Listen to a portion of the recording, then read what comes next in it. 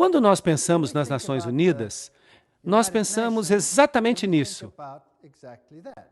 Uma organização política que une as nações. Isso parece algo digno de elogios.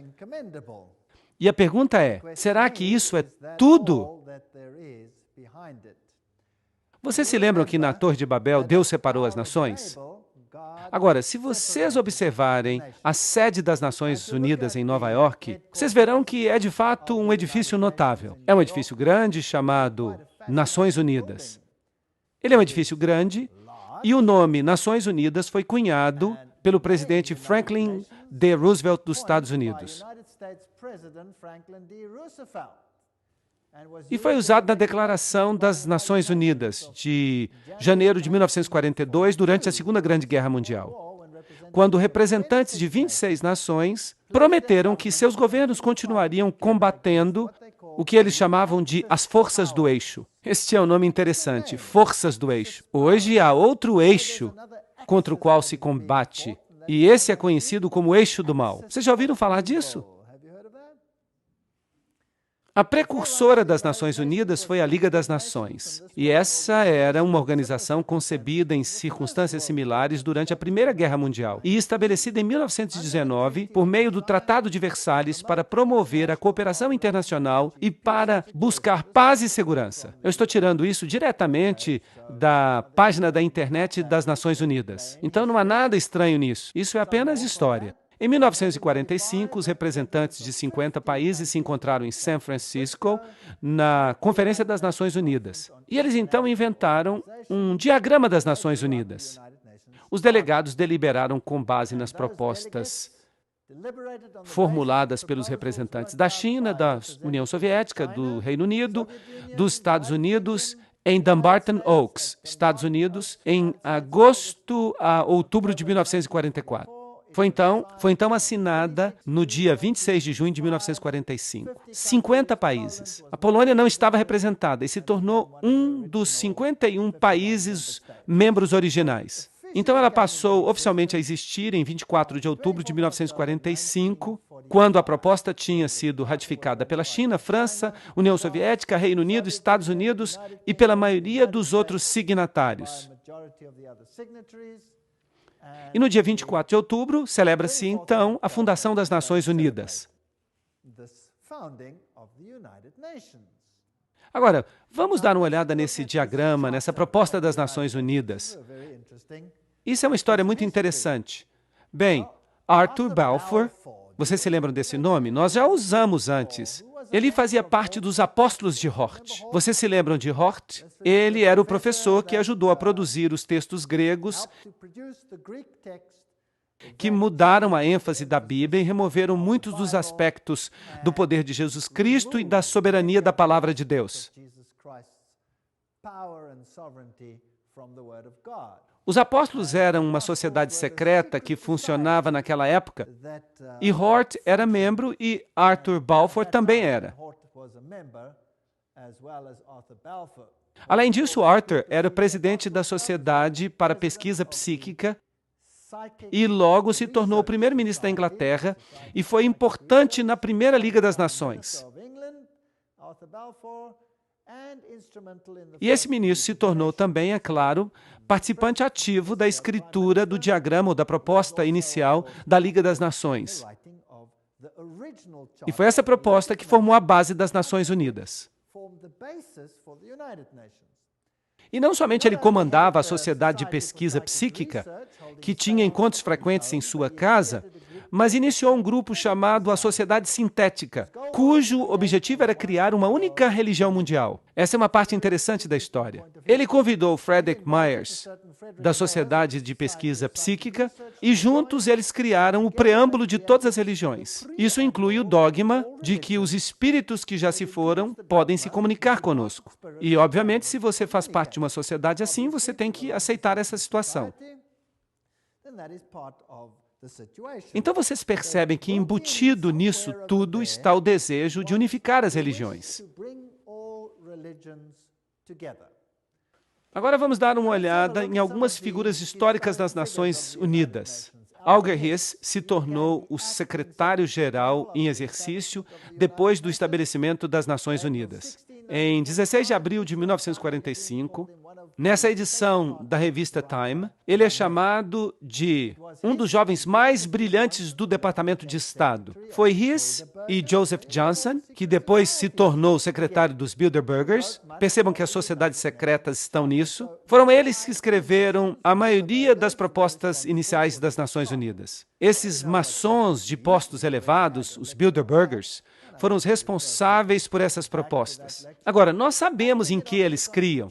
Nós já fizemos uma palestra sobre isso e, de vez em quando, eu vou falar dessa palestra. Tendo como modelo a Constituição da Rússia e o Manifesto Comunista, e isso é muito interessante, então a Constituição da União Soviética é quase idêntica à Constituição das Nações Unidas, se vocês não sabiam disso. E aí estão todas as referências. Tudo que eu estou dizendo é citação, eu estou apenas lendo. Então, por favor, não fiquem zangados comigo. Se vocês querem ficar zangados, fiquem zangados com quem iniciou essa coisa. Eu não tenho nada que ver com isso. Lembre-se que eu também falei numa palestra anterior que as pessoas responsáveis por tentar unir todas as nações, colocando-as sob um único governo e por trás dos bastidores, unificar todas as religiões, isso não foi tudo dito em aberto, no domínio público. Isso pertencia mais ao domínio secreto. Winston Churchill foi um. Ele era responsável, claro, depois da guerra, em estabelecer esta organização como um todo. A criação de uma ordem mundial autoritativa é o último objetivo que nós devemos perseguir. E as Nações Unidas formaram parte disso. Charles de Gaulle também foi muito importante. As nações devem se unir em um único governo ou perecerão. Então, todos eles tinham a mesma filosofia. E havia esse homem, eu não sei nem como pronunciar o nome dele, Tocqueville, o primeiro secretário-geral oficial das Nações Unidas. Ele era um membro elevado do Partido Trabalhista Social Democrático da Noruega, que, por falar nisso, era uma espécie de ramificação da Terceira Comunista Internacional. E então veio este homem, Dag Hammarskjöld, e ele foi o segundo secretário-geral. Ele era um socialista sueco que abertamente defendia políticas comunistas.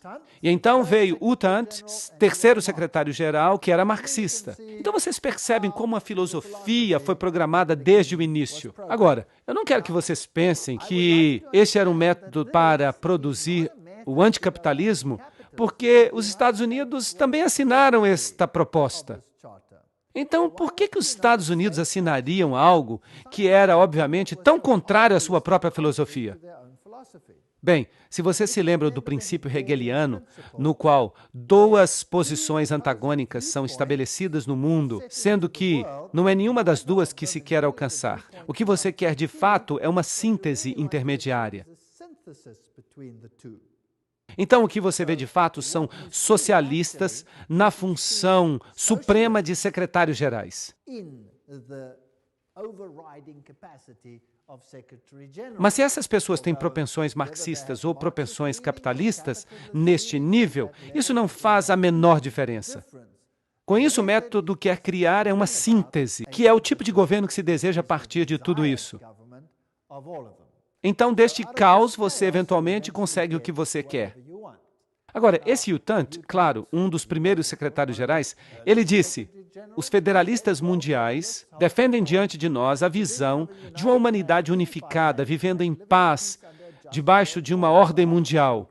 O coração desse programa, uma única sob a lei mundial, é realista e passível de ser alcançado. Isso é apenas para lembrar o que nós já dissemos antes. E é claro, por trás dos bastidores, sempre você tem o papado. Como vocês podem ver em todas estas palestras, o papado está sempre muito envolvido em tudo.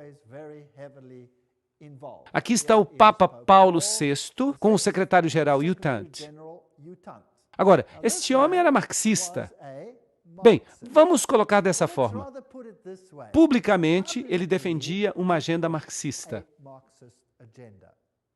Mas se você fosse de fato um iniciado, uma pessoa de dentro, ele de fato não tinha essa agenda. Isso era apenas uma questão de aparências, como Hegel também diria.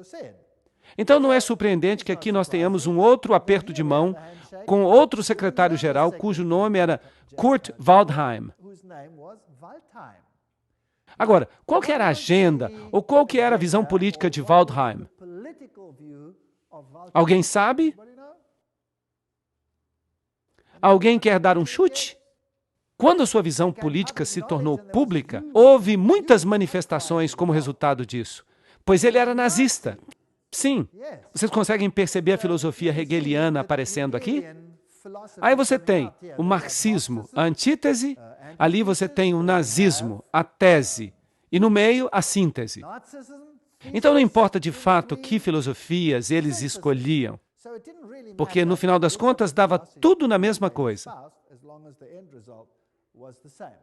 O Papa Paulo VI foi o primeiro a introduzir esta cruz torta, ou cruz quebrada. Vamos ler o que isso significa. O Papa Paulo VI escreveu uma encíclica papal que convocou as nações a que abandonassem sua soberania para formar um governo mundial. O Papa estava por trás disso. Este era um pedido do próprio Papa. E essa cruz torta? Aqui temos uma citação para vocês. Papa Paulo VI. O Papa Paulo VI usou um símbolo sinistro usado pelos satanistas do século VI, que foi revivido na época do Segundo Vaticano. Trata-se de uma cruz torta ou quebrada, na qual se apresenta a figura repulsiva ou distorcida de Cristo, que os magos e feiticeiros da Idade Média tinham usado para representar o termo bíblico da marca da besta. Esta é uma citação interessante. E não apenas o Papa Paulo VI, mas também os seus sucessores, os dois João Paulos, carregaram este objeto e o apresentaram às multidões para que fosse reverenciado. E eles não tinham a menor ideia que o símbolo representava o anticristo. Bem, esta é uma citação muito interessante sobre a cruz torta e o que ela representa. Bem, estas são as pessoas que estão por trás das Nações Unidas. Assim, o Papa, solicitando essa ordem, os secretários-gerais aceitando o seu pedido, repetindo esse pedido nos dois lados da divisão política, para que parecesse uma filosofia atrativa para os dois lados. Agora, e o aspecto espiritual? Há uma organização interfé que é chamada de Templo da Compreensão. E eles publicam este boletim que é chamado de Boletim da Boa Vontade Mundial. Agora, nós temos que ver de onde vem a autoridade de uma organização assim. Porque há muitas pequenas organizações, e talvez esta aqui fosse apenas mais uma pequena organização. Então, quem são essas pessoas que formaram o Templo da Compreensão com este Boletim da Boa Vontade Mundial? Uma organização afiliada às Nações Unidas. É sempre bom a gente dar uma olhada nos fundadores. Bem, fundado por Juliet Hollister em 1960, o Templo da Compreensão tem como um de seus objetivos a criação de uma Nações Unidas espiritual. Nesta obra, para promover a compreensão entre as religiões, na base da unidade da família humana, o templo tem sido considerado, o templo tem contado entre os seus membros e apoiadores com pessoas de influência mundial, como U Thant. Bem, aí está o próprio secretário-geral. Você não pode subir além disso. Eleanor Roosevelt, isso é interessante, Thomas Merton, Jawaharlal Nehru, Anwar el-Sadat, S. Radhakrishnan, além do centro principal em Nova York, porque há outras pessoas influentes que apoiam. Esta não é apenas uma organizaçãozinha que opera em uma das alas. Esta é uma organização importante. E onde é que ela funciona? Ela tem uma sede na Catedral de São João o Divino. Isso já está ficando até tedioso, não é verdade? Sempre a mesma coisa. Ela tem sucursais na Índia e no Reino Unido, representantes na África, América Latina, Ásia, no Oriente Médio. Trata-se de um movimento universal para unificar as religiões. Bem, vamos dar uma olhada nesta catedral interessante. Aí está ela, a Catedral de São João o Divino. A catedral está localizada no número 112 da Avenida Amsterdã, um quarteirão a leste da Broadway. A maior catedral do mundo. Isso é muito interessante. A Catedral de São João o Divino, em Nova York, é a igreja-mãe da Diocese Episcopal de Nova York e a sede de seu bispado. Lembrem-se que é aí que eles tinham um Cristo fêmea, e foi aí que aconteceu aquela discussão sobre a ordenação de bispos homossexuais. Um monte de coisa estranha de fato acontece nesta catedral. Um pouco mais de história. Jim Garrison, presidente da Fundação Gorbachev para a Nova Era, que foi uma fundação fundada por Gorbachev em Nova York, disse: nós vamos acabar tendo um governo mundial. Isso é inevitável. Vai haver conflito, coerção, mas depois consenso. Isso tudo vai fazer parte do que vai ser necessário para dar origem à primeira civilização global. Então vejam que aí está a agenda deles. Philip Jessup, membro da Corte de Justiça Mundial, uma pessoa muito importante, certo? Ele escreve: eu acredito que a soberania nacional é a raiz de todos os males. As nações, obviamente, terão que abrir mão de sua soberania para esta organização. E parece que já estão fazendo isso. O segundo manifesto humanista declara: nós deploramos a divisão da humanidade em termos nacionalistas. Nós alcançamos um ponto de mutação na história humana, no qual a melhor opção para transcender os limites da soberania nacional é avançar em direção à construção de uma comunidade mundial. Isso aparece no Manifesto Humanista 1 e 2. São todos documentos oficiais. Agora, este é um homem muito interessante, Robert Miller. Ele é o antigo secretário-geral assistente das Nações Unidas, mas agora ele passou para o campo espiritual dentro das Nações Unidas. Ele é também chamado de profeta da esperança das Nações Unidas. Ele escreveu: nós temos que avançar o mais depressa possível em direção a um governo mundial, uma religião mundial, um líder mundial. Isso é muito interessante. Então, essas pessoas são as mais importantes.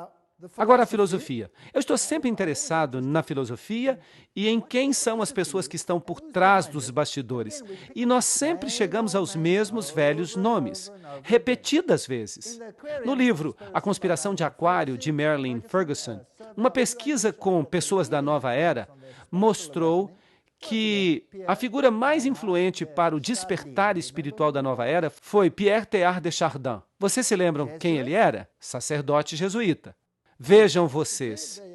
Aí vocês têm o catolicismo, os jesuítas, como os principais incentivadores das Nações Unidas. Agora, o que Robert Mueller, o antigo secretário-geral assistente das Nações Unidas, tinha para dizer? Ele escreveu: Teilhard de Chardin sempre encarou as Nações Unidas como uma corporificação institucional progressiva da sua filosofia. Agora, aí está um secretário-geral assistente dizendo que as Nações Unidas corporificam a filosofia de Teilhard de Chardin. Agora, o que Teilhard de Chardin disse? Eu já mencionei uma parte da filosofia dele, mas vamos dar uma outra olhada com mais detalhes. Ele escreveu: embora sua forma ainda não seja completamente discernível, a humanidade amanhã despertará para um mundo pan-organizado. Um mundo pan-organizado. Bem, ok. O que mais ele tem a dizer? Teilhard de Chardin influenciou o seu amigo Padre de Breverie, que inspirou seus colegas que começaram um amplo processo de elaboração global e a longo termo das Nações Unidas. Isso afetou muitas nações ao redor do mundo. O próprio Robert Miller diz: eu fui profundamente influenciado por Teilhard de Chardin. Então, o secretário-geral assistente das Nações Unidas, a quem foram confiados hoje os aspectos espirituais das Nações Unidas, mais o seu programa educacional, diz que ele foi influenciado por Teilhard de Chardin. E Robert Mueller escreve em seu livro O que eles mais me ensinaram foi a felicidade, dizendo: qualquer pessoa que gosta de Teilhard de Chardin reconhecerá nessa transcendência espiritual o que ele anunciou enfaticamente como o próximo estágio de nossa evolução. Então, vai haver uma transcendência espiritual daquilo que parece ser político para o espiritual. Bem, nós já vimos na palestra anterior que Teilhard de Chardin era um sacerdote jesuíta francês, eugenicista, marxista, panteísta, evolucionista, que talvez tenha estado envolvido naquele famoso embuste do homem de Piltdown. Ele era humanista e é conhecido como o pai da nova era. Trata-se de um homem muito influente, e ele parece ter estado muito ocupado. Ele sonhava com o fato de que a humanidade um dia se uniria a Deus e que perceberia sua divindade no chamado ponto ômega. Essa crença inspirou muitos líderes da nova era de hoje. De fato, Chardin é um dos escritores mais frequentemente citados pelos principais ocultistas da nova era. Eu também disse isso quando nós estávamos discutindo o movimento da nova era. Eu só estou lembrando vocês disso. Então nós podemos ficar unificados com Deus. E essa então seria a aparência do homem. E vejam que eu tirei isso diretamente da página dos jesuítas na internet. Eles todos falam dessa síntese evolucionária. O mundo da mente e do espírito. O mundo físico e o mundo da mente e do espírito. A união desses dois. E aqui estão algumas de suas citações. Vamos ver alguns detalhes mais. Este é o espírito da filosofia das Nações Unidas. Interessante. É uma lei do universo que em todas as coisas haja uma existência anterior. Antes de qualquer forma, há sempre uma forma anterior, menos evoluída. Nós todos estamos evoluindo em direção à divindade. Vejam que ele está dizendo que todos nós estamos nos tornando deuses. Que filosofia maravilhosa! O que eu estou propondo é que nós estreitemos a lacuna entre o panteísmo e o cristianismo, trazendo o que poderíamos chamar de alma cristã do panteísmo ou o aspecto panteísta do cristianismo. Que fascinante, hein? Deus está em tudo.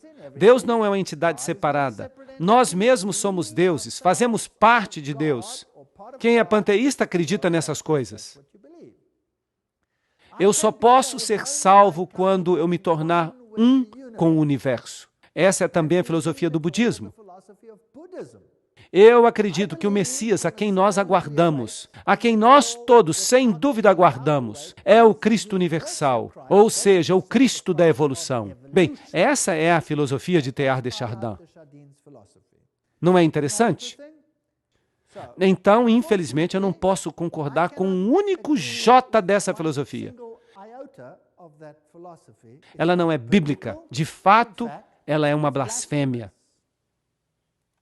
Uma convergência geral das religiões em relação ao Cristo universal que nos satisfaz a todos. Foi isso que Teilhard de Chardin disse no livro Cristianismo e Evolução. Isso é uma citação. Foi ele que disse. A convergência da religião que satisfaz a todos. E ele via as Nações Unidas como a corporificação desta filosofia. Esta me parece ser a única conversão possível do mundo e a única forma pela qual uma religião do futuro pode ser concebida. Isso significa que todos devem se unir. O que nós vamos obter se todas as religiões se unirem e enterrarem todos os emblemas de suas diferenças? Cria-se uma dor de separação, um caos, que excede a dor da unidade. Será que isso é compreensível? É assim que se faz. Essa é a filosofia hegeliana. Essa é a filosofia da maçonaria. Na próxima fase haverá a unidade ou a dor inexplicável. Essa é a escolha. E qual das duas vai ser que a humanidade vai escolher? A que dói menos, obviamente, para sobreviver. Agora, vamos dar uma olhada em todos esses secretários gerais. Vamos tentar descobrir se eles, de fato, abraçam essa filosofia ou não. Este é Dagmar Agnikau Hammarskjöld. Ele foi secretário-geral das Nações Unidas de 10 de abril de 1953 a 18 de setembro de 1961, quando ele morreu num acidente de avião, e ele era o quarto filho do primeiro-ministro da Suécia durante os anos da Primeira Guerra Mundial. Agora, o que ele fez nas Nações Unidas? Bem, uma das primeiras coisas que ele fez foi produzir ou criar uma sala de orações. Aí está ela, do lado esquerdo. Uma pedra no meio da sala tem muita coisa a nos dizer. Podemos imaginá-la como um altar, vazio não porque não haja Deus, não porque ele é um altar a um Deus desconhecido, mas porque é dedicado ao Deus a quem o homem adora sob muitos nomes e muitas formas. Que interessante. Aí está, então, uma sala de orações que tem só um altar de pedra que é construído com a forma de um retângulo, se vocês observarem, que tem certos significados interessantes. E todo o edifício, Toda a sala tem a forma de um trapezoide. Agora, o que isso quer dizer? Bem, aí também está o olho que tudo vê, e esse símbolo que nós vemos aqui está entre os hititas. É também o símbolo, se você olhar com cuidado, das Nações Unidas. Tem uma coroa de louros e tem a face voltada para cima no lugar exato onde é substituído pela terra.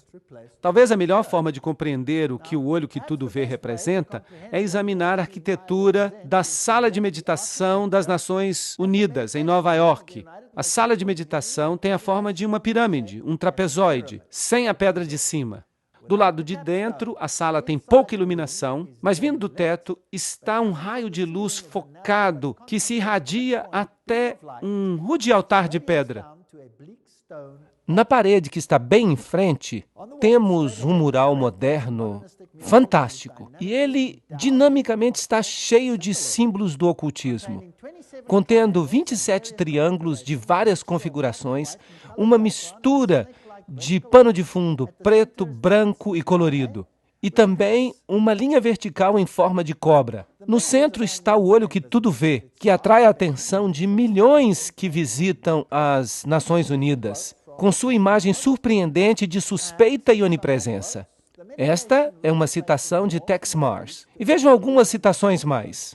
A sala de meditação se volta para o norte e noroeste. Para entrar na sala, deve-se proceder das trevas para a luz. De fato, a ordem mediana da Irmandade Satânica é chamada de a Ordem do Trapezoide. E Anton LaVey, o fundador da Igreja de Satanás, se refere a um princípio do ocultismo conhecido como a Lei do Trapezoide. Então parece que nós temos uma sala cheia de ocultismo e que é dedicada a um Deus que pode ser servido sob qualquer nome. O que eu conheço tem um nome apenas.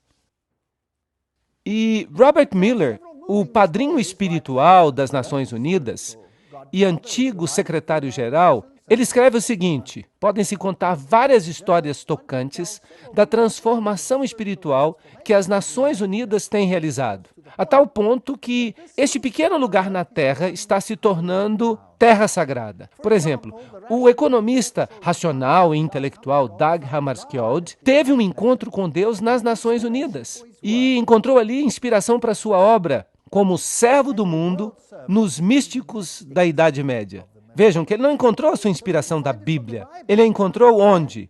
Dos místicos. E nas suas extremidades, a sua decoração está cheia de espiritualidade e misticismo. Aí está. Essas são as palavras das próprias Nações Unidas ou de seus representantes, dizendo de onde esta inspiração veio. Agora vamos voltar um pouco até Foster e Alice Bailey. Alice Bailey foi a pessoa que recebeu mensagens ditadas de um espírito e que é conhecida como a profetisa da nova era. Eles começaram um grupo chamado Boa Vontade para o Mundo, uma ONG oficial dentro das Nações Unidas.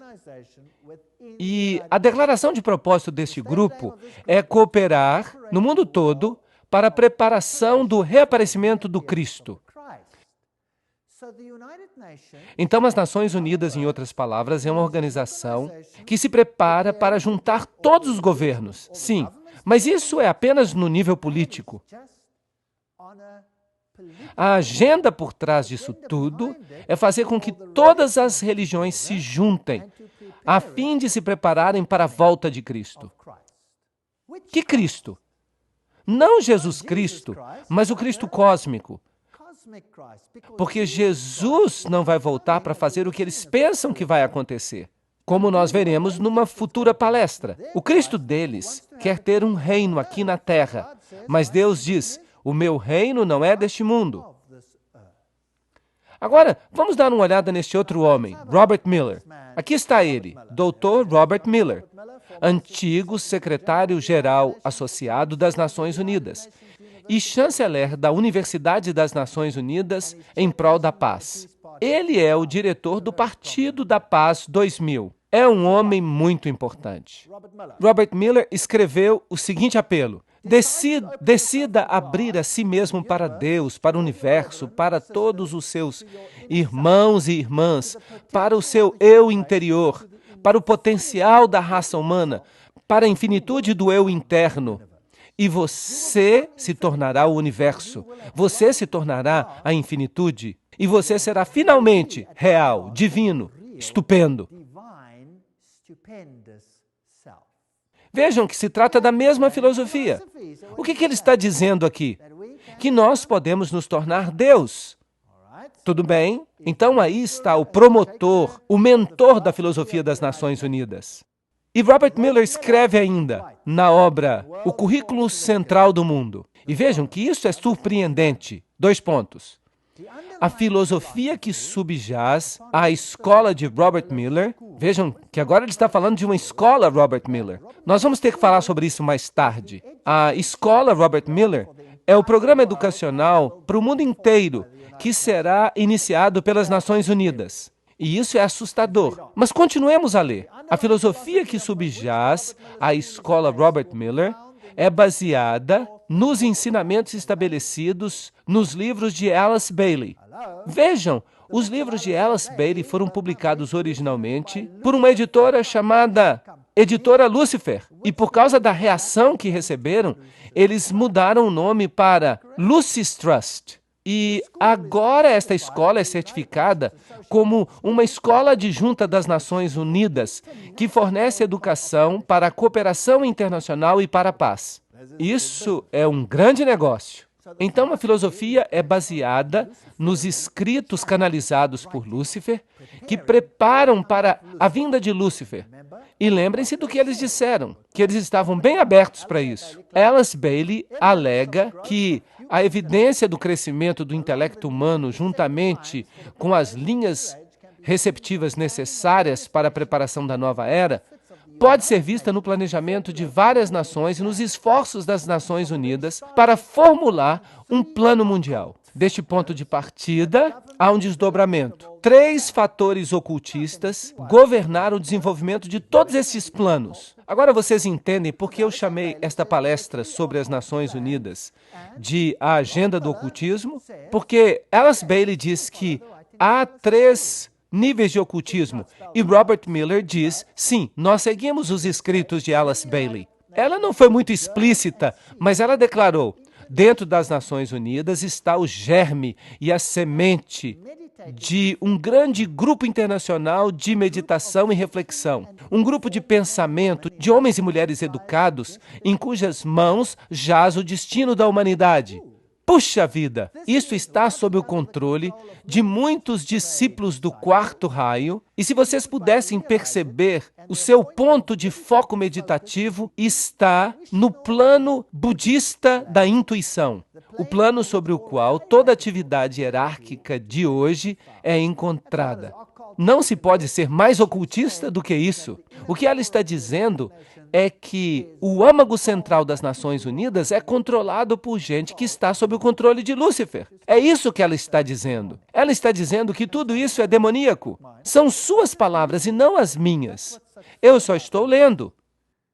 Helena Petrovna Blavatsky, fundadora da Teosofia, ela foi a precursora, claro, dos livros de Bailey. E a Teosofia foi, então, levada por Annie Ward Besant para lá. E, então, de lá foi levada para Alice Bailey. E aqui está a grande invocação que vai ter que ser lida e decorada por toda criança no futuro. Do ponto de luz dentro da mente de Deus, que o raio de luz saia para as mentes dos homens. Que a luz desça sobre a terra. Do ponto de amor dentro do coração de Deus, que o amor saia para os corações dos homens, que Cristo retorne à terra. Mas este Cristo não é Jesus Cristo.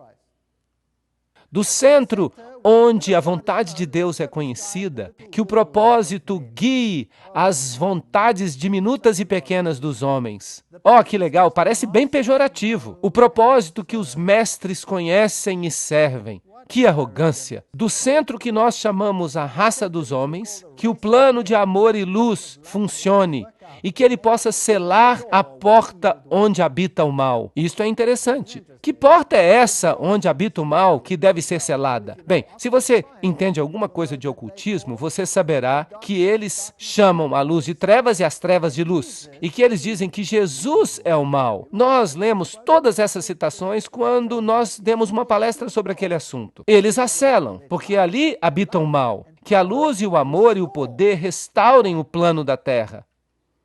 Restaurem que plano? Restaurem o plano de quem? E o plano daquele que a fez não é restaurado. Bem, quem separou as nações? Deus separou as nações. E qual é o foco das Nações Unidas? Unir as nações. Então eles querem restaurar aquilo que o mal bagunçou com este movimento brilhante de confundir as línguas. Bem, então continua dizendo, em resumo, que Deus e o diabo se confundem já por 4.500 anos. Quem está de fato no controle, então?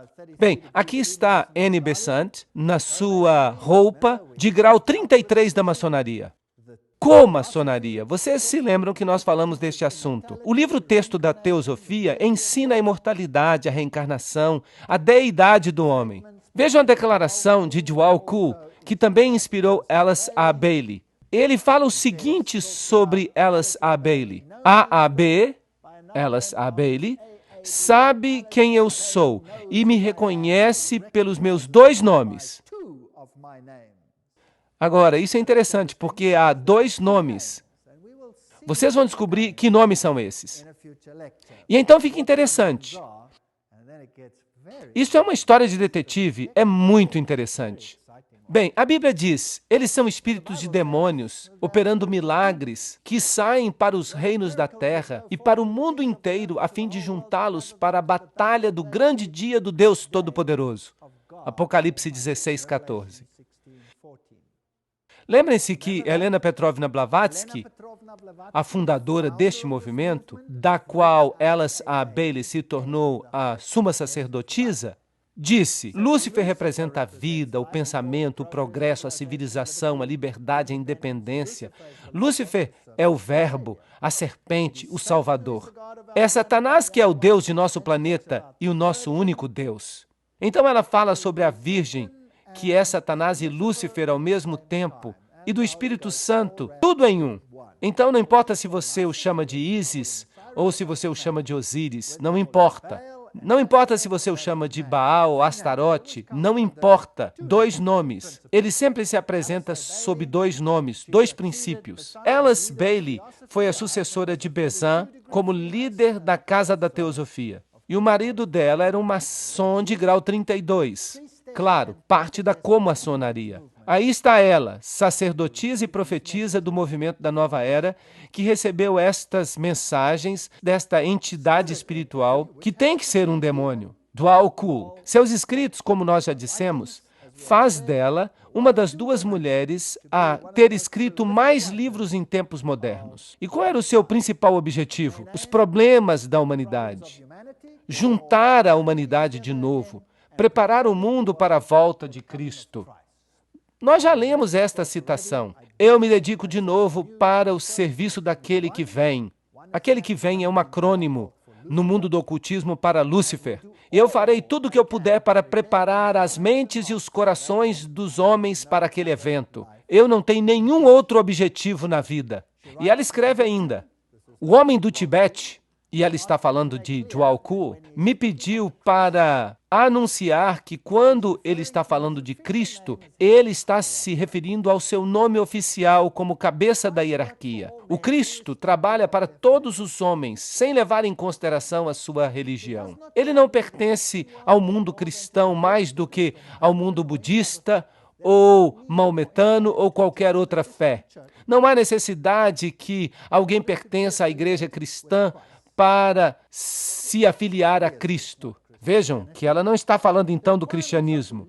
As exigências são de amar o semelhante, viver uma vida disciplinada, reconhecer a divindade em todas as religiões e todos os seres e governar a sua vida diária com o amor. Amor, amor, amor, amor. Amor até gotejar. Este é o evangelho moderno. Ninguém mais pode advertir o outro. Ninguém mais pode falar de pecado. Ninguém mais pode falar de salvação. Ninguém mais pode apontar para Jesus Cristo como Salvador. Mas se você ama alguém, você não se vê na obrigação de advertir essa pessoa dos problemas que jazem à frente? E Alice Bailey escreveu, em primeiro lugar, ele vai voltar para um mundo que é essencialmente unificado. Vejam que não precisa estar todo unificado. O principal efeito da sua aparição certamente será demonstrar para todos os países os efeitos de um espírito de inclusão. Então, seu principal objetivo será desenvolver um espírito de inclusão. Uma inclusão que será canalizada ou expressa através dele. Então, o seu espírito trabalhará para fazer com que isto aconteça. E ela escreve, todos aqueles que buscam relacionamentos humanos corretos serão automaticamente atraídos a ele. Ahá! Então, não temos que buscar a Jesus Cristo. Nós temos que buscar os relacionamentos humanos corretos. Vocês percebem que a ênfase fica toda na humanidade? Todos que buscam estas coisas serão automaticamente atraídos a ele. Quer eles pertençam a uma grande religião do mundo ou não. Nós precisamos, então, de um espírito de inclusão. Bem, vamos continuar a leitura. Todos aqueles que não veem nenhuma diferença básica entre as religiões, ou entre os homens, ou entre as nações, o rodearão. Perceberam isso? Então, se eu não vejo diferença entre o cristianismo e o budismo, e eu não vejo diferença entre o hinduísmo e o cristianismo, então eu o rodearei. Se eu não vejo diferença entre as nações, eu o rodearei. E continua a leitura. Aqueles que corporificam o espírito da exclusão e da separação, igualmente serão automaticamente revelados, e todos os homens saberão quem eles são. Isso é legal. O que a Bíblia fala sobre este assunto? A Bíblia diz, saí e separai-vos. A Bíblia pede um espírito de separação. Por sua própria natureza, as Nações Unidas não têm opção a não ser pedir que tipo de espírito? De inclusão. Agora, se os maiores promotores por trás dos bastidores são, de fato, ocultistas e seguidores de Lúcifer, isso não é assustador? Porque então quem seria o cabeça por trás dos bastidores? Satanás. Satanás seria o cabeça. Ele seria o chefão. Agora, o problema é essa diferença. Uns dizem, saí dela, separai-vos. E os outros dizem, vamos ser inclusivos, vamos ficar todos juntos. A resposta vem com clareza. Ele voltará sem falha quando uma certa quantidade de paz já tiver sido restaurada. Não é preciso ter uma paz mundial, mas apenas uma certa medida de paz. E Alice Bailey continua. A principal exigência para a volta de Cristo é um mundo que esteja em paz. Contudo, essa paz deve se basear na boa vontade das pessoas educadas. E isso, inevitavelmente, levará às relações humanas corretas e, portanto, ao estabelecimento de linhas de luz entre as nações, entre as religiões, entre os grupos e entre os homens. Então, a única forma que nós vamos ter esta comunidade é se nós nos unirmos em um cadinho e nos tornarmos um apenas. Isso significa abrir mão das nossas diferenças. E ela continua. Descubram os membros do novo grupo de servidores mundiais, sempre que possível. Fortaleçam suas mãos. Busquem-nos em todas as nações e expressem muitas linhas de pensamento e pontos de vista. Lembrem-se sempre que na doutrina e no dogma, nas técnicas e nos métodos, eles podem diferir amplamente de vocês, mas eles têm o mesmo amor pelos seus semelhantes. Esta se tornou a religião do novo mundo. Não o amor a Deus, mas o amor aos semelhantes. Continuando, na boa vontade prática e na devoção para o estabelecimento de relações humanas corretas, eles estão do seu lado.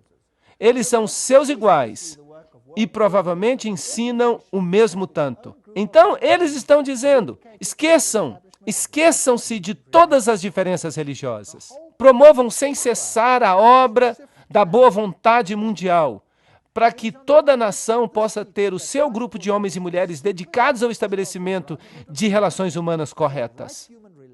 Todo o poder foi dado, então, aos homens, em vez de a Deus.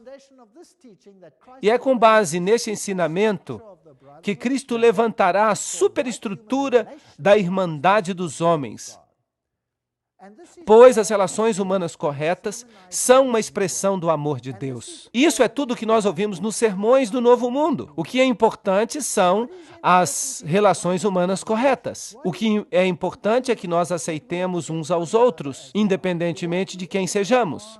O que é importante é que nós saiamos de mãos dadas. Mas e a fidelidade a Deus? E os princípios bíblicos?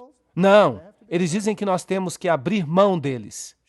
A revista da Partilha Internacional diz o seguinte: mas na alvorada de um dia, a visão das Nações Unidas há de salvar o mundo.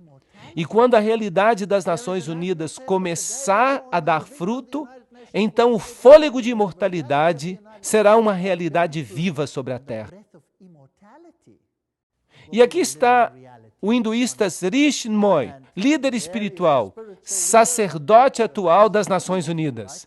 Ele diz, as Nações Unidas são o caminho para a unidade, que nos levará até a unidade suprema, em letras maiúsculas. É como um rio que flui em direção à fonte derradeira. E as Nações Unidas se tornam para nós a resposta para o sofrimento humano, para a escuridão do mundo, para a ignorância do mundo. A visão interna das Nações Unidas é o dom supremo. E eles dizem que isso vai acontecer não importa quanto tempo demore. E o Dalai Lama diz, na esfera das relações internacionais, um sentido de maior responsabilidade compartilhada é especialmente necessário. Hoje, quando o mundo está se tornando cada vez mais interdependente, os perigos do comportamento irresponsável aumentaram drasticamente. A menos que percebamos que agora nós somos parte de uma grande família humana, nós não podemos ter esperança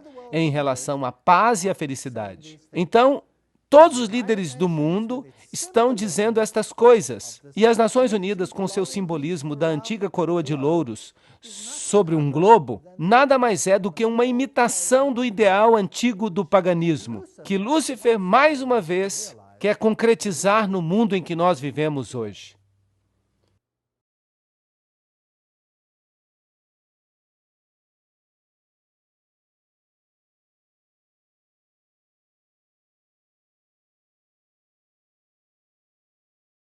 Como já vimos, o símbolo das Nações Unidas é muito semelhante a um velho símbolo hitita. Você tem no centro a face do Deus Sol e você tem uma rede, uma espécie de teia de aranha, que é o símbolo de Lúcifer. E isso tudo está em volta da Terra. E é claro, a coroa de louros era um símbolo das deidades antigas. E nós percebemos que está tudo junto aqui. Nós somos o mundo. Esse foi o tema da celebração de 50 anos das Nações Unidas. A agenda da nova era fundir Deus e a natureza. É por isso que Teilhard de Chardin, o pai da filosofia das Nações Unidas, disse: nós precisamos nos tornar panteístas. Precisamos eliminar a distinção entre macho e fêmea, buscando a paz mundial, o desarmamento nuclear, um único governo mundial, uma única religião mundial. E quais são as organizações que defendem isso? As Nações Unidas, é claro, o Conselho de Relações Estrangeiras, a Comissão Trilateral, o Grupo Bilderberger, a Fundação Gorbachev e o Clube de Roma. E eles já até escreveram uma Constituição, que é conhecida como a Constituição da Federação da Terra. Então, nós já temos uma Constituição Mundial. Agora, obviamente, se você quer causar uma situação assim, você tem que influenciar a educação do mundo para que a forma de pensar das pessoas mude. Então, a educação é um ponto muito importante. Isso nos leva diretamente às páginas deles na internet. Bem, você não pode dizer que isso é boato. Vem diretamente deles. O mundo não vai mudar e não haverá paz se não houver uma nova educação. Escrito por U Thant, antigo secretário-geral das Nações Unidas. Nós precisamos de uma nova educação. A velha educação não serve mais. E o antigo diretor da Organização Mundial da Saúde, o Dr. Brock Chisholm, que é, claro, uma organização das Nações Unidas, diz: para conseguir um governo mundial, é necessário remover das mentes dos homens o seu individualismo. Isso é assustador, não acham? Remover a sua lealdade às tradições familiares. Isso é ainda pior. Remover o patriotismo nacional e os dogmas religiosos. Agora, estes são os promotores das Nações Unidas. Eles dizem que devemos acabar com o individualismo. Você deve se tornar um número. Você deve ser o que o Estado diz. E isso é marxismo. O Estado é supremo e você não é nada mais do que um catecúmeno. Nada. Você deve abrir mão de sua individualidade. Mas vocês sabiam que Deus nos criou como seres livres? Cada um de nós. Nós não nos sujeitamos a ninguém, a não ser a Deus, porque somente Deus pode receber a sua sujeição em confiança, porque Ele é 100% sem egoísmo, e Ele provou isso quando Ele veio a esta terra. Você gostaria de se sujeitar a Lúcifer e ser preso com correntes às suas carruagens, a seus desejos? Eu detestaria isso. Mas, de qualquer forma, para isso você teria que abrir mão do seu individualismo. Agora, vamos dar uma olhada de novo em Robert Miller. Filósofo, profeta do Papa, grande estadista em nível mundial, o que a gente pode chamar de homem poderoso. Ele é o chanceler da Universidade da Paz, criada pelas Nações Unidas. Ele é o criador do que agora é conhecido como Currículo do Centro Mundial. Isso diz tudo. E ele é conhecido no mundo todo, e ele é conhecido no mundo inteiro como o pai da educação global. Há 29 escolas Robert Miller no mundo. E a cada ano, mais estão sendo criadas. O Currículo do Centro Mundial conquistou para ele o prêmio da Unesco de Educação para a Paz em 1989. E ele recentemente esboçou uma moldura para a cobertura midiática mundial. O que você vê na sua televisão é o que eles querem que você veja, não o que você deveria ver. No serviço público, ele também esboçou uma moldura para a consciência cósmica e planetária e uma moldura para as artes e a cultura. Bem, então, a sua forma de pensar culturalmente deve ser transformada. Você deve se encaixar numa moldura para as artes e a cultura. Esse é um jeito de falar ocultista. Afinal de contas, ele mesmo disse que ele é um seguidor de Alice Bailey. Miller é, então, o autor do Currículo do Centro Mundial. O que ele faz? E vejam que isso é uma citação. Nós precisamos incutir nas nossas crianças uma cidadania global, crenças centradas na Terra, valores socialistas, uma forma de pensar coletiva, para que elas se tornem a mão de obra para o século XXI. Vejam, seus filhos devem ser modificados. Nós estamos vivendo, de fato, num mundo assustador. O que Robert Miller escreve sobre esse Currículo do Centro Mundial? Ele diz: um currículo de centro mundial pode parecer utópico hoje. No final do ano 2000, será que nós já passamos isso? Sim. Será uma realidade diária na Terra. O que ele está dizendo aqui? Todas as escolas do mundo. Agora, acreditem em mim, eu já vi o sistema educacional. Eu oficialmente deixei o sistema educacional há um mês. E o que eu tenho visto nos últimos anos, as mudanças, é de arrepiar o cabelo. Tudo isso é de arrepiar o cabelo. É de arrepiar o cabelo. Se é isso que nos espera, então que Deus ajude este mundo. Nós já vimos que ele diz que sua filosofia se baseia em Alice Bailey. E o Currículo do Centro Mundial está ligado a essa unol.org. E qual é o seu ensinamento? O nosso lar planetário, a paz no universo, em um lugar por vez. Tudo isso faz parte de histórias evolucionistas. A família da humanidade, essa humanidade global, o milagre da vida individual e os centros coordenadores do mundo, tudo isso está aí. As escolas internacionais Robert Miller, o que será que elas ensinam? Bem, elas têm, por exemplo, o Instituto Xamã. E eles têm todos esses interessantes símbolos do ocultismo e as coisas que eles representam. Eleusis, olhos que tudo veem, a psicologia humanística. E esse aqui é um dos pontos de ensinamento das escolas Robert Miller. Um facilitador xamânico, astrólogo, operador do círculo sagrado, autor do livro Iniciação e Astro-Xamanismo. Ele fala aos guias interiores. E o que mais? Ele diz que a oficina oferece ferramentas práticas para a jornada até as dimensões estáticas, além do tempo convencional. Ele diz que o programa inclui jornadas xamânicas, uso de tambores, festas cerimoniais, recuperação da alma, conexão com os guias e espíritos. Isto é espiritismo do pior tipo. E isto é proibido na Bíblia. Não admira que a Bíblia não faça parte dos livros desta organização.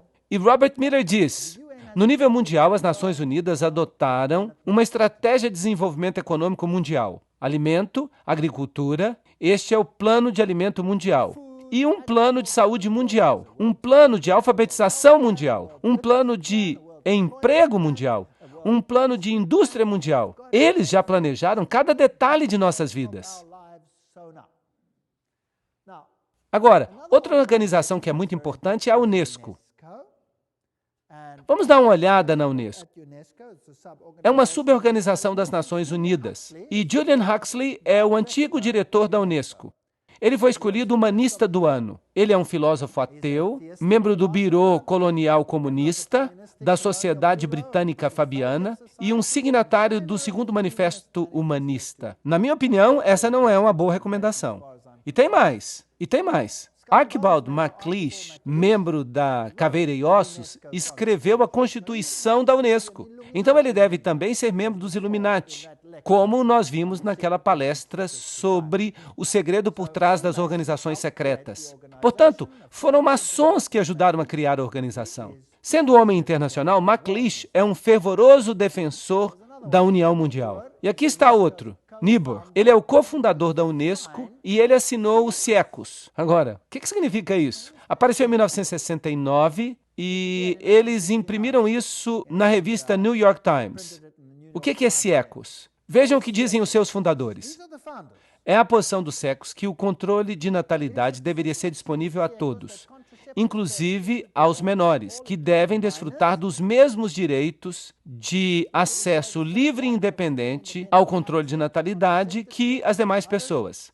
É a posição dos CIECUS que o uso de materiais sexuais explícitos, às vezes chamados de pornografia, pode servir a uma variedade de necessidades importantes na vida de inúmeros indivíduos. Que povo legal esse das Nações Unidas! E é por isso que, nas nossas escolas primárias agora, faz parte obrigatória do currículo que nós tenhamos detalhes sexuais explícitos, explicados, todos em nome de se prevenirem doenças sexualmente transmissíveis. E ali também incluem os atos mais estranhos e libidinosos. De fato, nossas universidades estão oferecendo o título de doutor honorário àqueles que são mais pervertidos neste assunto. Sim, é verdade. E Huxley, que foi o primeiro diretor, disse, em seu programa educacional, a Unesco pode enfatizar a necessidade última de uma unidade política mundial e familiarizar todos os povos com as implicações da transferência de sua soberania plena, etc., etc. Vejam que são todos pássaros de uma mesma pena. E a própria Unesco explica, se a Unesco é atacada em termos de que ela está ajudando a preparar as pessoas do mundo para um governo mundial, é um erro nós precipitarmos negações e declarações apologéticas. Sejamos francos, o trabalho da Unesco é ajudar a criar e promover os elementos da cidadania mundial. Diante desta acusação, nós devemos admitir de todas as formas e em todos os momentos. É isso que a própria Unesco diz. Então, eles não negam nada. Sob a orientação de Huxley, eles prepararam um guia para professores. Agora, eu gostaria que os pais prestassem atenção. Por favor, todos os que têm crianças, anotem isso. O que é esse livro Guia das Nações Unidas para os Professores? Este livro diz que é quando se destruírem o amor à pátria e o patriotismo, é que será dado o primeiro passo na educação da criança para a cidadania mundial. Vamos olhar outras coisas que este livro-guia tem. No volume 5, na página de abertura, está escrito: na sala de aula com crianças com menos de 13 anos de idade. Quando a criança entra na escola, a sua mente já foi profundamente marcada e marcada de forma prejudicial pelas influências anteriores, geralmente acontecidas no lar. Oh, isso é interessante. Então, isso precisa ser mudado. Então, quem é que está colocando esses pensamentos prejudiciais nas mentes das crianças? Os pais. E isso precisa ser mudado. Então, o objetivo da Unesco é mudar a estrutura mental de seus filhos, fazer com que eles se voltem contra os valores que os pais ensinaram e colocaram em suas mentes. Isso não é desrespeitar o quinto mandamento? Sim ou não? Honra teu pai e tua mãe para que se prolonguem os teus dias. Na página 8, o livro fala aos professores: o jardim da infância tem um papel significante a desempenhar na educação das crianças. Não somente ele pode corrigir muitos dos erros aprendidos no lar, mas também pode preparar a criança para que ela se torne membro, com a idade de 7 anos, de um grupo de sua própria idade e adquira hábitos para se tornar membro da sociedade mundial. Até no jardim da infância. Então, agora os governos do mundo estão dizendo: você deve enviar os seus filhos para a escola numa idade mais tenra. Vocês sabiam disso? Os governos estão todos começando a dizer isso. E a Inglaterra agora passou uma lei. Quando? Este ano. Neste mesmo ano. E adivinha agora o que a lei da Inglaterra diz que deve ser a idade para as crianças irem para a escola? Aos 3 anos. Sim, aos 3 anos de idade. Você tem que enviá-los para a pré-escola. Isso parece bom e as mães gostam muito, porque elas não têm que tomar conta dos filhos. Mas quem está controlando a forma de pensar destas crianças? Quem está por trás disso? Os ocultistas. E na página 58, o livro Guia para Professores diz: como nós já apontamos, é frequentemente a família que infecta a criança com o nacionalismo extremo. Portanto, usem os meios descritos anteriormente para combater as atitudes da família. Mas o nacionalismo não é o seu último alvo. Qual é, de fato, o seu verdadeiro alvo? A religião. A religião.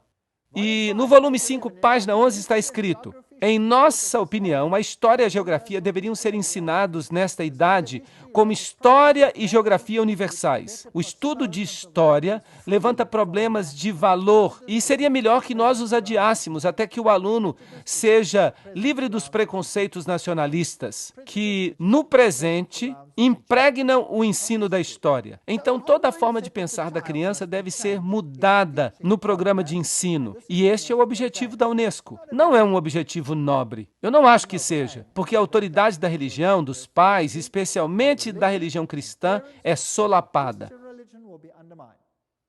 Agora, outra organização entra em cena.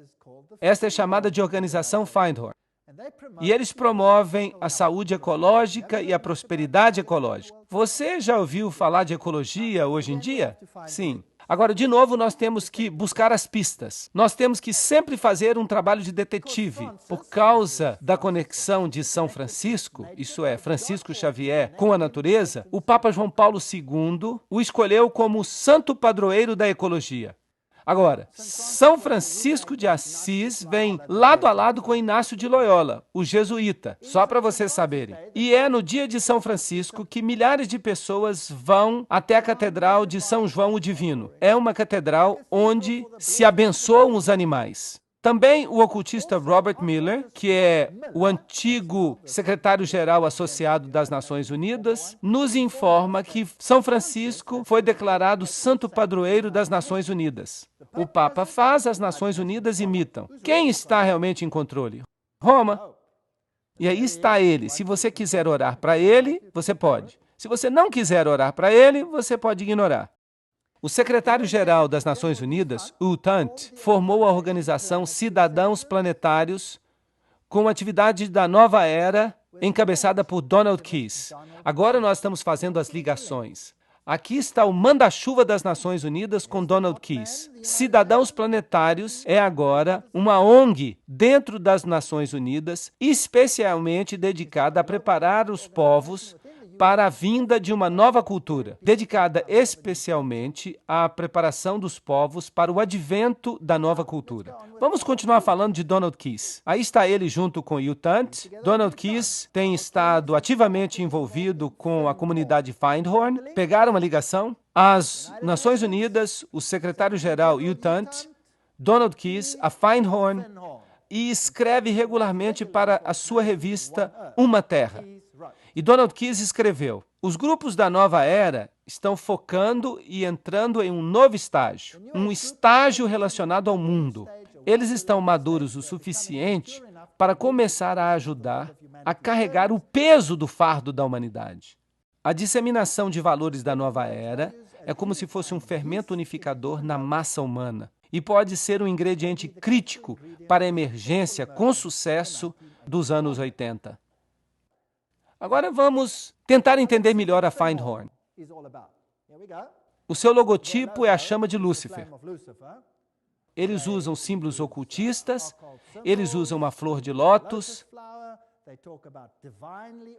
e eles falam sobre sermos divinamente ordinários e divinamente humanos. O que nós estamos falando aqui? Que nós somos Deus. Deus falou a mim. Agora, quem é esse Deus que fala a eles? Bem, vamos perguntar ao seu porta-voz. Este é David Spangler. Aí está um de seus livros, Pai, Místico e Místico Pai. E aí está o que essa educação vai fazer com seus filhos. Vocês sabiam disso?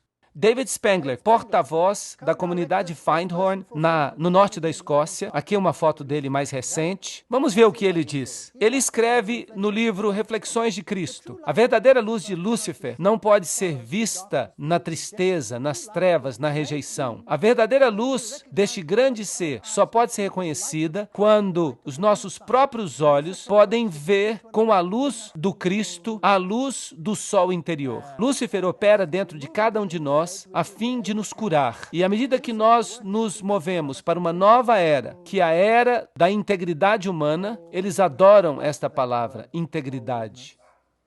Cada um de nós, de alguma forma, chega ao ponto que eu chamo de iniciação luciférica, uma porta particular pela qual o indivíduo deve passar se ele vai chegar plenamente à presença de sua luz e de sua integridade. Lúcifer vem para nos dar o presente final da integridade. Então, quem de fato essas pessoas estão adorando? Eles estão adorando a Lúcifer diretamente. Lúcifer prepara o homem de todas as formas para uma experiência na qual eles vão se tornar o próprio Cristo. Nós nos tornamos Cristo? E o Cristo prepara o homem para a experiência de se tornar Deus. Mas a luz que revela para nós a presença do Cristo, a luz que revela para nós o caminho até Cristo, vem de Lúcifer. Ele é o doador de luz. Ele é sabiamente chamado de estrela da manhã, porque ele é a luz que anuncia para o homem o alvorecer de uma consciência maior. É ele que está dizendo. São suas palavras.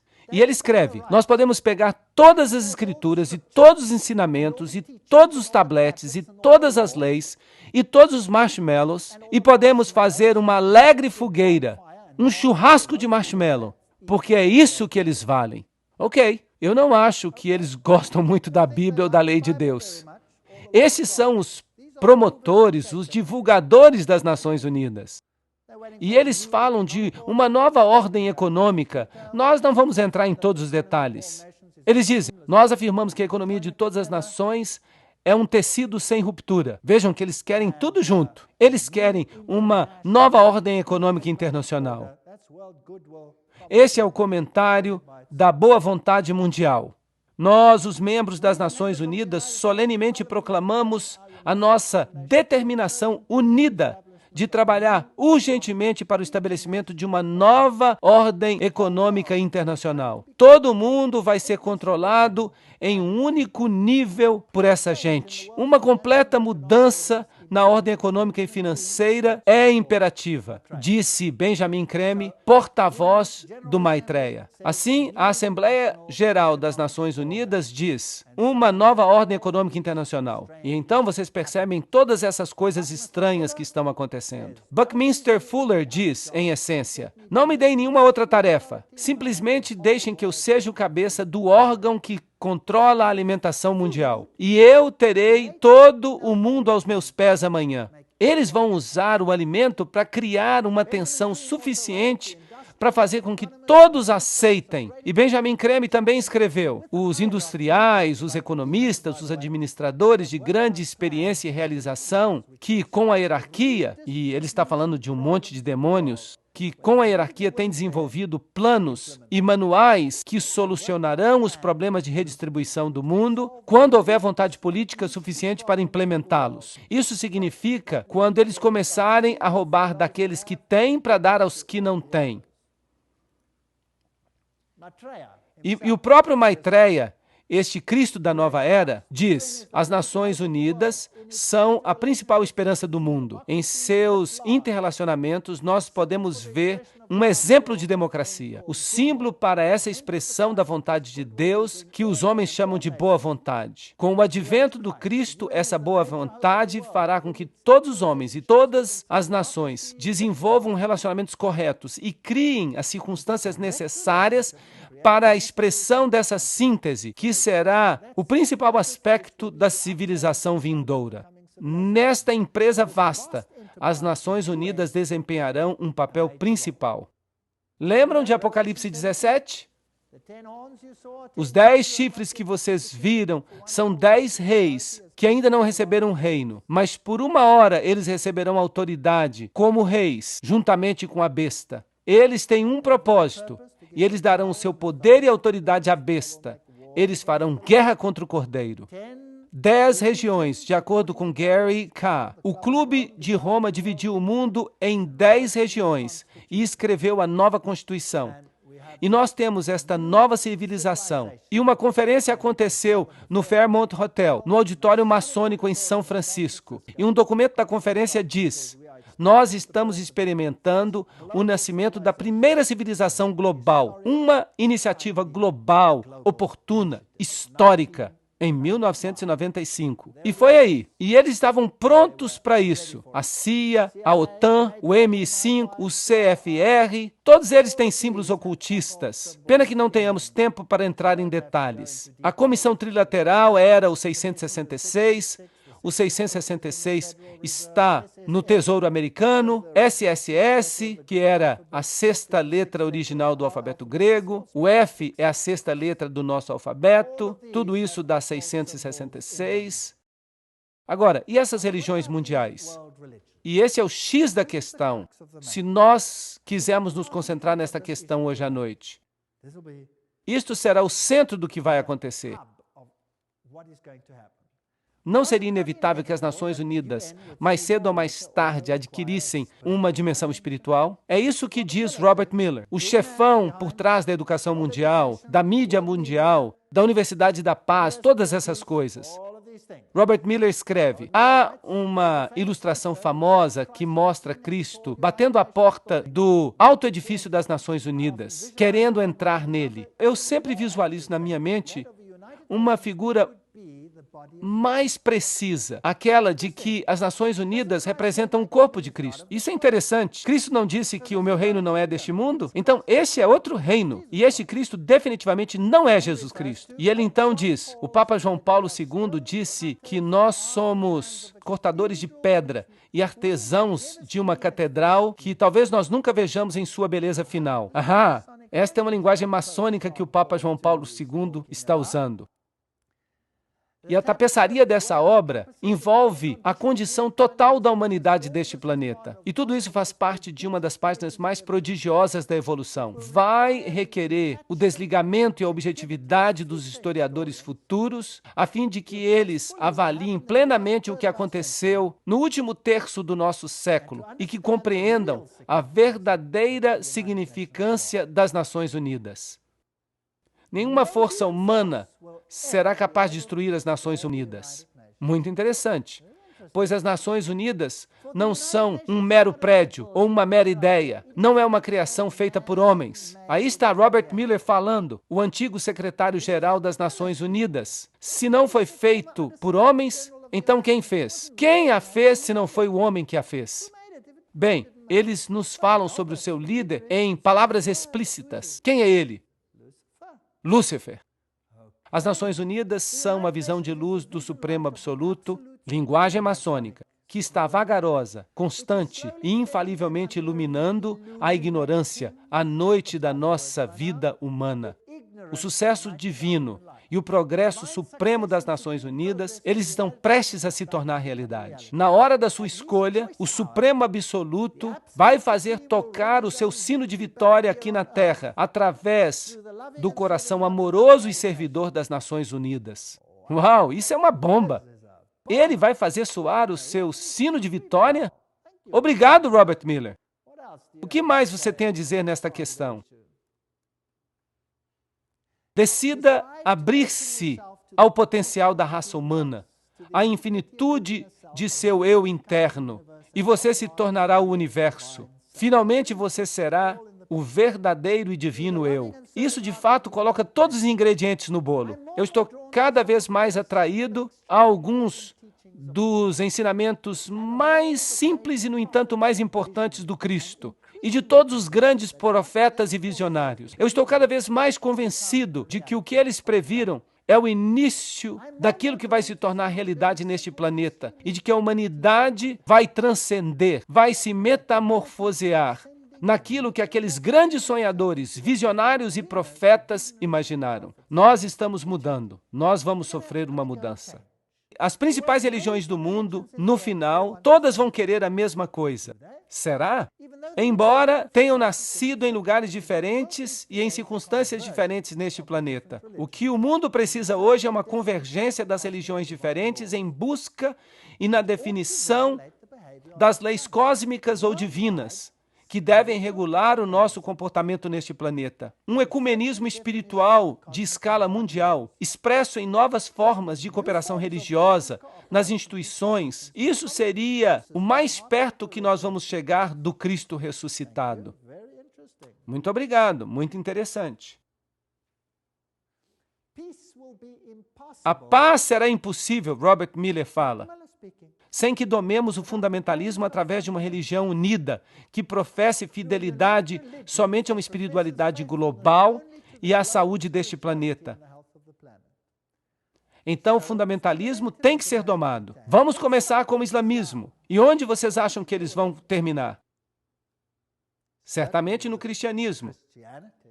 A nova religião mundial deve se basear nas verdades que têm sobrevivido ao teste dos séculos. Elas estão constantemente tomando forma no pensamento humano, e por elas as Nações Unidas lutam. O meu grande sonho pessoal, escreve Robert Miller, é conseguir uma aliança eficaz entre todas as principais religiões e as Nações Unidas.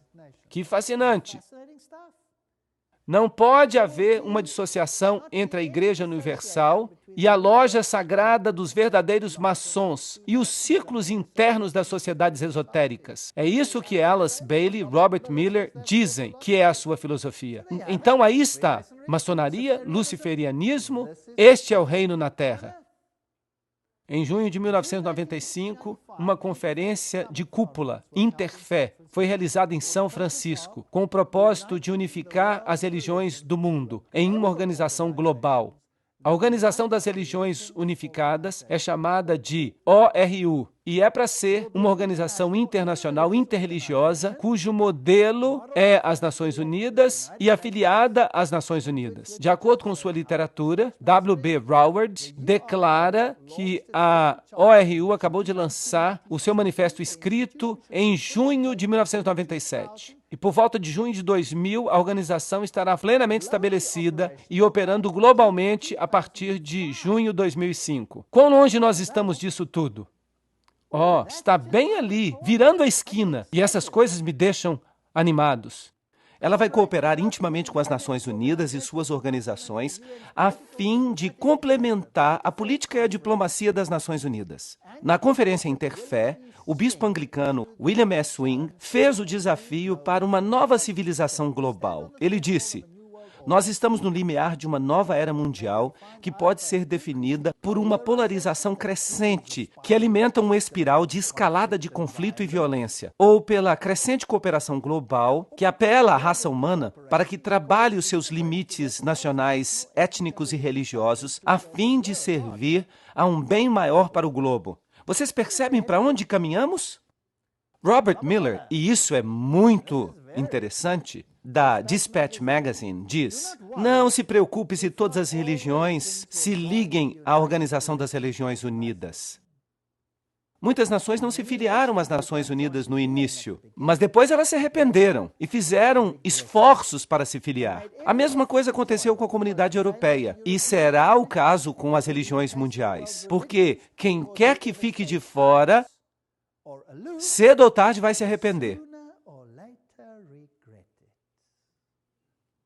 Uau! Agora, isso é fascinante. Para onde caminhamos? Mais cedo ou mais tarde vão se arrepender. Este homem aqui é Joseph Reed. Ele é o subsecretário-geral das Nações Unidas atualmente. E ele está falando numa grande convenção dos Adventistas do Sétimo Dia. E ele vai lhes dizer exatamente quem vai estar no controle. Vamos ouvi-lo.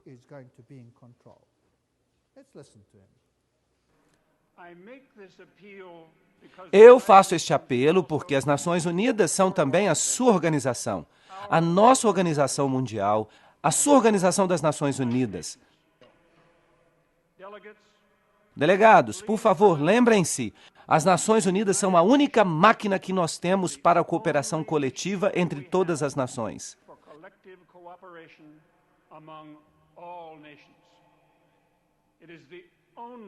É a única instituição de escala mundial para promover o desenvolvimento. As Nações Unidas são o único mecanismo universal para proteger os direitos humanos.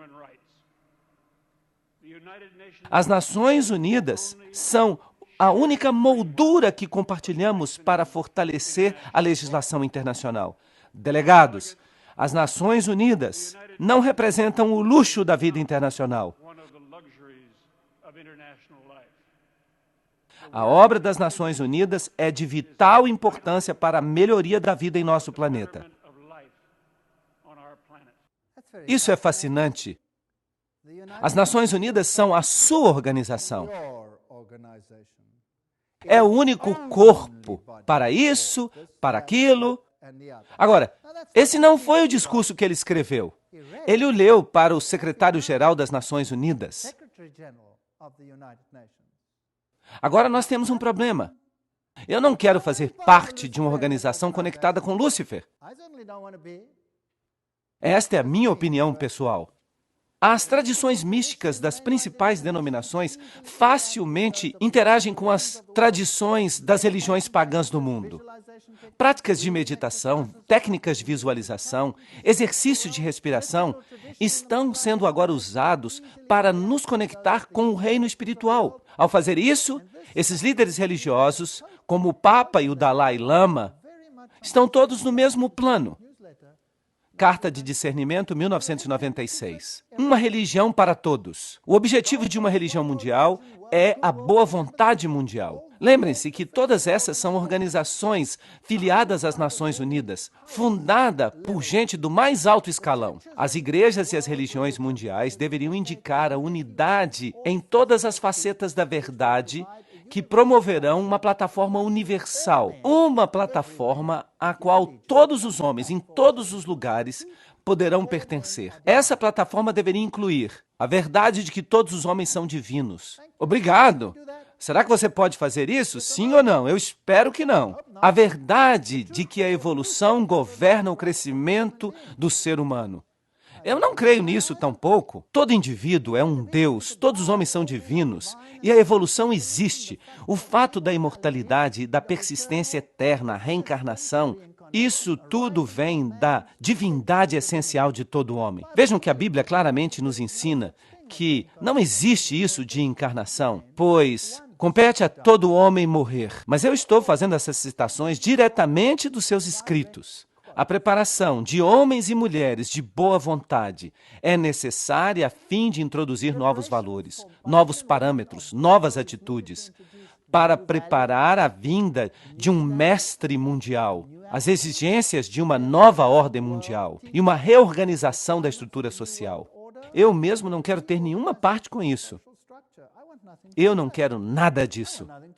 E Alice A. Bailey escreve: as mesmas velhas fórmulas, as mesmas velhas teologias e as mesmas velhas interpretações são agora consideradas adequadas para satisfazer as necessidades e curiosidade moderna do homem.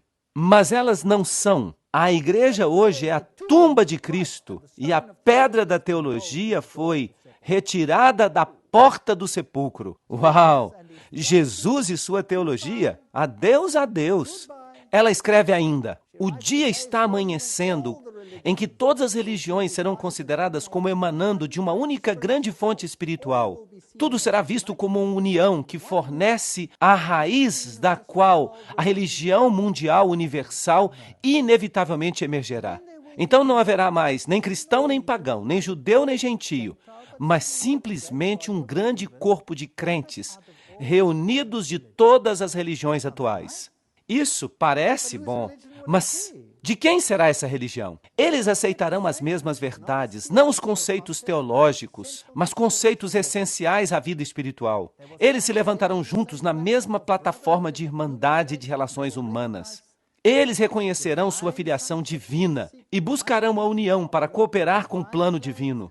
Essa religião mundial não é um sonho vão, mas algo que está definitivamente se formando hoje. Carta da Boa Vontade Mundial, 1993. Eu estou citando. Isso tudo vem das Nações Unidas. Então, obviamente, o mundo vai se mover em direção a esta plataforma unificada. E haverá aqueles que propagarão um espírito de separação. Isso está correto? Será que nós podemos ver isso acontecendo? E então haverá conflito. E Robert Miller diz que aqueles que não entrarem no jogo vão fazer o quê? Eles vão se lamentar. Então, obviamente, nós estamos caminhando para um confronto. Assim, os objetivos e esforços expressos das Nações Unidas produzirão fruto eventual e uma nova igreja de Deus, reunida de todas as religiões e grupos espirituais. Vejam, uma nova igreja de Deus. Eu não quero ser parte dessa nova igreja de Deus. Eu acho que ela me dá náuseas. Mas Miller continua dizendo: nós devemos esperar que o Papa venha antes do ano 2000 até as Nações Unidas e fale por todas as religiões e espiritualidades deste planeta e dê ao mundo a visão religiosa de como o terceiro milênio deveria ser um milênio espiritual, um milênio que testemunhará a integração e a harmonia da humanidade. Então, quem vai ser o porta-voz dessa nova religião mundial? O Papa. O plano está fazendo sentido. A revelação está se desdobrando. Isto é exatamente o que a Bíblia fala que vai acontecer. Em vez de ficarem desanimados e se sentirem miseráveis, levantem a cabeça e comecem a sorrir, porque nós vamos para casa.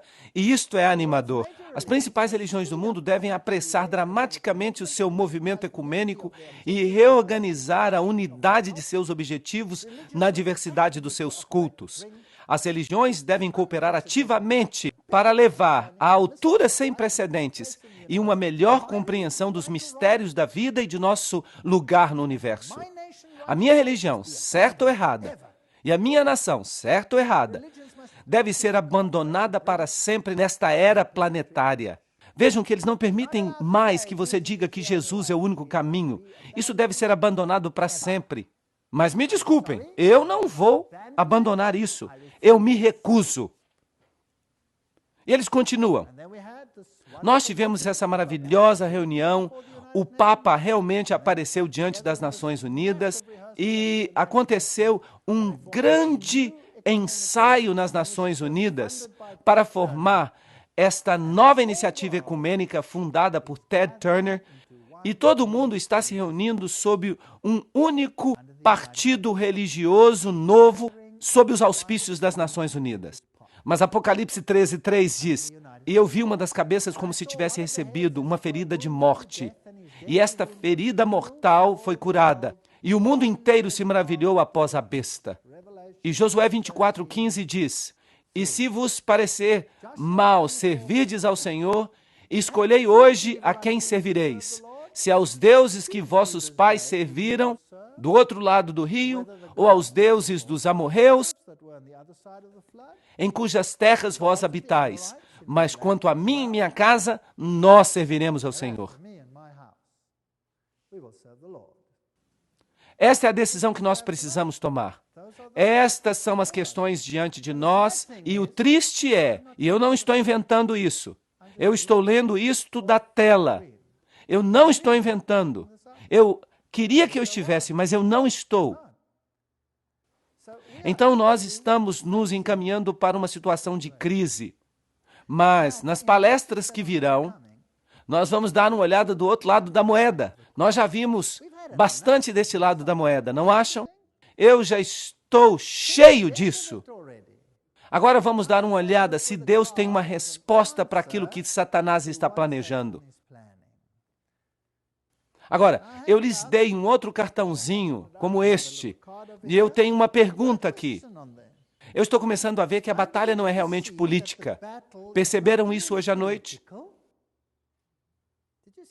A batalha não é realmente política, mas é político-religiosa. Eles querem a sua adesão, eles querem a sua mente. Eu percebo que Satanás, ele organizou tudinho, a fim de que todo mundo, se possível, os próprios eleitos, sejam enganados e hipnotizados pelos seus estratagemas. Mas pela graça de Deus, o segundo ponto, eu não quero ser uma dessas pessoas enganadas. Eu preciso, mais do que estar apenas ciente do problema, eu tenho que fazer um esforço conjunto para encontrar a verdade e para permanecer sem ser enganado. E qual é o único canal pelo qual nós podemos descobrir a vontade de Deus? Digam-me. A Bíblia. Se Deus não nos tivesse dado a Bíblia, nós não teríamos esperança neste mar. Mas graças a Deus, Ele nos deu a Bíblia. O que nós faríamos sem ela? Eu não saberia onde nós estamos caminhando. Tudo pareceria lógico, tudo pareceria certo. Todos ficariam felizes e todos entraríamos no vagão deste povo. Certo ou errado? Mas eu quero saber como Jesus será o vitorioso nesta controvérsia. Tudo que vimos até agora é Satanás construindo o seu reino. É disso que fala o livro de Apocalipse. Mas eu estou interessado em aprender mais e eu vou planejar assistir às próximas palestras, porque é nelas em que o contraplano de Deus começará a ser discutido. Nós vamos voltar à Bíblia. Nós vamos descobrir o que Deus preparou para nós. E se eu, pelo menos, ousar perguntar, e levantem as suas mãos se vocês também querem isso. Você que percebe que Jesus está sendo erradicado do plano mundial. Quem percebe isso?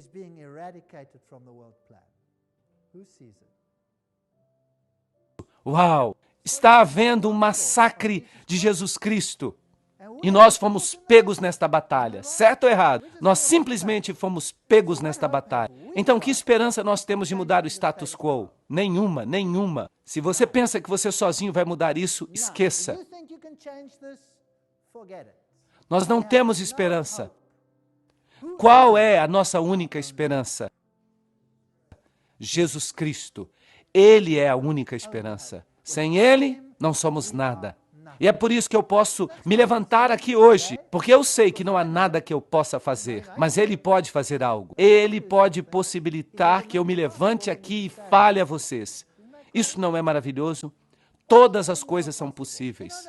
Vocês sabiam que eu já apresentei essas palestras numa loja maçônica? Sim, todas as coisas são possíveis. Absolutamente maravilhoso.